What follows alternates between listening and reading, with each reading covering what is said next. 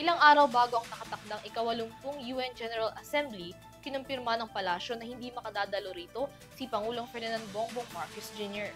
Ayon sa Malacanang, itutuon raw ng Pangulo ang pangunahing mga isyu na kinaharap ng bansa, partikular na sa mga maanumalyang flood control projects. Ang Department of Foreign Affairs naman ang magsisilbing delegasyon ng Pilipinas na pangungunahan ni DFA Secretary Maria Teresa do Lazaro. Alamin ang report mula kay Alvin Palobel. Nakatakdang dumalo sa ika-80 United Nations General Assembly sa New York City si Foreign Affairs Secretary Maria Teresa Lazaro sa darating September 21 hanggang September 27. Si Lazaro ang mamumuno sa delegasyon ng Pilipinas sa international community kung saan nakatakdang ilatag ng kalihim ang pangako ng Pilipinas sa multilateralism at sa rules-based international order sa High-Level Week.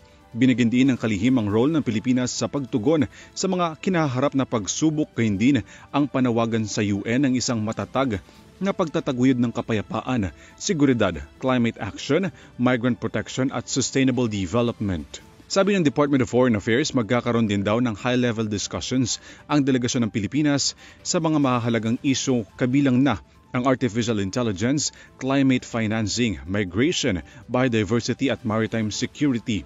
Magkakaroon din daw ng bilateral meeting si Lazaro sa mga foreign ministers ng ibang bansa para patatagin ang bilateral at multilateral ties at pagtataguyod ng interes ng Pilipinas. Samantala, hindi na makakadalo si Pangulong Ferdinand Marcos Jr.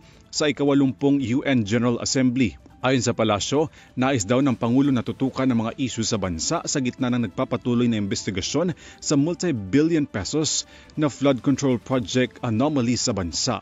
Para sa EuroTV News, Alvin Palobello sumasaludo sa bawat Pilipino.